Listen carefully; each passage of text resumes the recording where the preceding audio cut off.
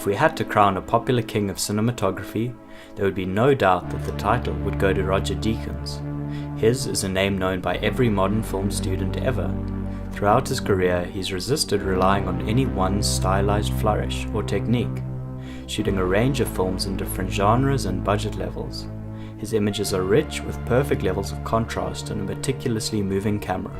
If there's one thing though that binds together his style, it's precision. His visuals are carefully considered, planned and executed. Everything he does is deliberate, little is accidental. Today I'll be analyzing the cinematography of Roger Deakins by breaking down his philosophy on visual storytelling and looking at the gear that he uses to achieve this.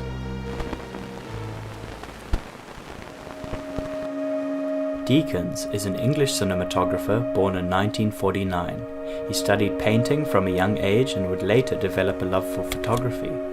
After graduating art school, Deakins began working in the film industry as a cameraman on various documentaries as well as music videos for popular artists. He began working on feature films in the early 1980s and has continued with this trajectory ever since. He's worked with many famous directors over his career, such as Michael Radford, Martin Scorsese, Ron Howard, Denis Villeneuve, Sam Mendes, and of course his frequent collaborations with the Coen brothers, for whom his cinematography largely helped define the look of their films. While some might argue that Deakins has no specific style, I'd strongly disagree. His images always have a commonality of exactness to them. Part of this comes from his approach to preparation that he puts into the films that he works on. He takes pre-production seriously and prefers to storyboard, or at least create a full shot list and lighting plan before arriving on set. Notably, he's used this approach in his work with the Coen brothers, who insist on always storyboarding a film. After prep, we don't really have to talk that much about day-to-day stuff. If we discuss anything, it's the order of the shots, rather than the shots themselves. In his films, the camera is often moving. He likes slow, dolly movement shot on sharp, medium to wide lenses. His photography, especially in wides, often utilizes the notion of a frame within a frame, or shooting through foreground elements, to give increased depth to the images. He describes this idea on his work on No Country for Old Men. I was always looking for those opportunities, tracking through doorways and using windows and other scenic elements to break up the wide frame.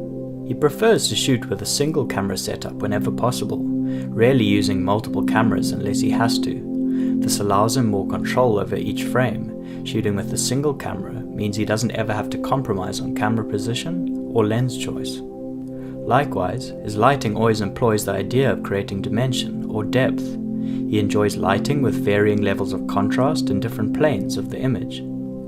This gives the illusion of reality to more two-dimensional images, making them appear more three-dimensional. Although he always tries to get his lighting and the image perfect on set, Deakins is very knowledgeable about the post-production process and uses it to his advantage.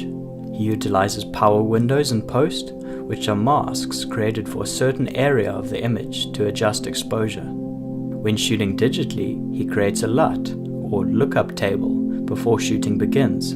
This LUT affects the color of the images captured, giving them a look, and stands in place of a color grade until post-production.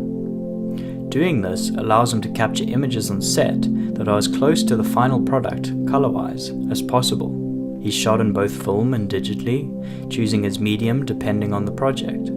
Ultimately though, his focus is always on the story and how the elements placed in frame and how they're covered by the cinematography affect the audience.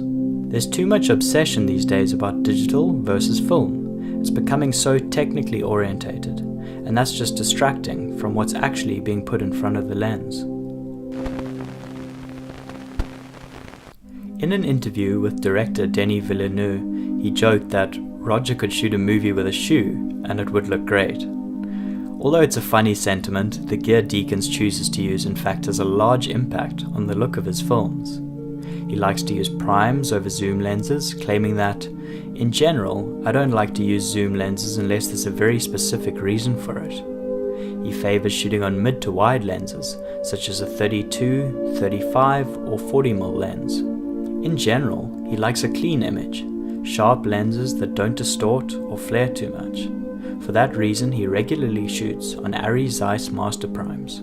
He also likes the Cooke S4s.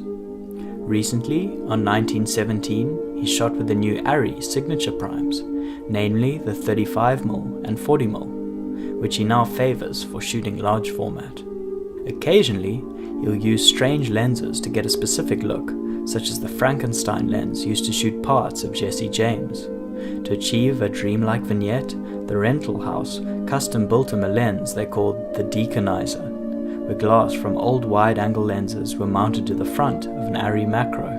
He likes shooting spherical over shooting anamorphic, claiming, "I prefer Super 35 because it allows you to use short focal length lenses.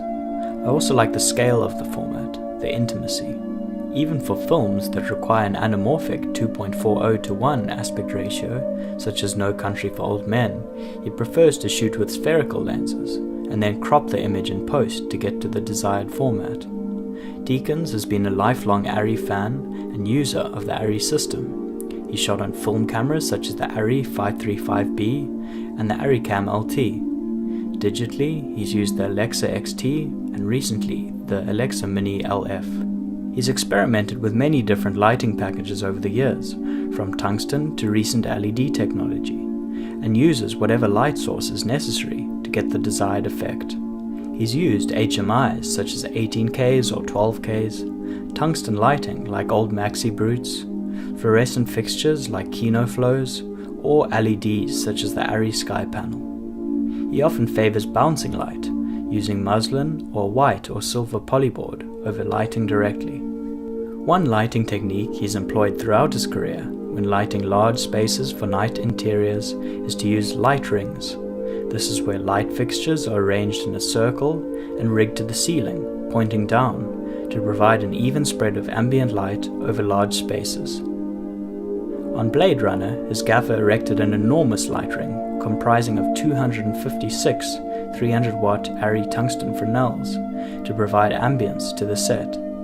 He then hid a pool of water on the set directly with a 10K Fresnel source. This made the light bounce off the water's surface and created the rippling effect that we see in the scene. The warm color temperature of tungsten lights gave the scene its yellow glow.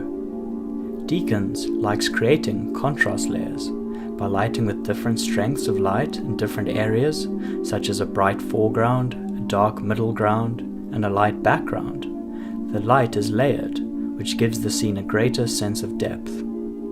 He prefers to operate the camera himself. I come from a documentary background, so I'm used to working instinctively.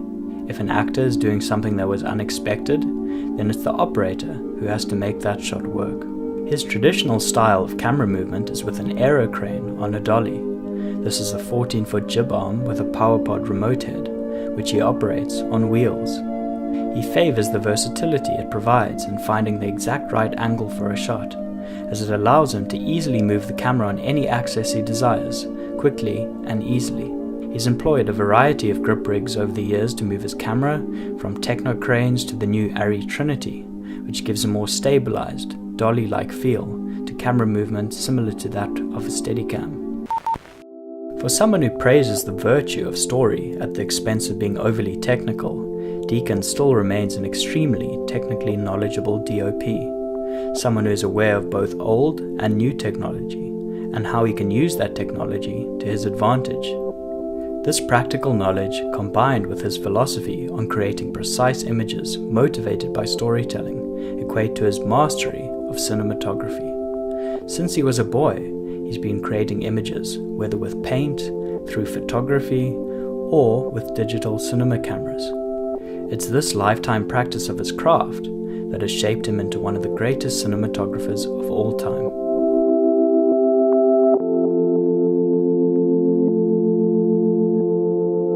Thanks for watching this video on Roger Deakins. As always, liking and subscribing would definitely help with the growth of the channel. I'd be interested to hear if you have any other thoughts on his style or have suggestions for future cinematographers you'd like me to cover. Until then, thanks for watching and goodbye.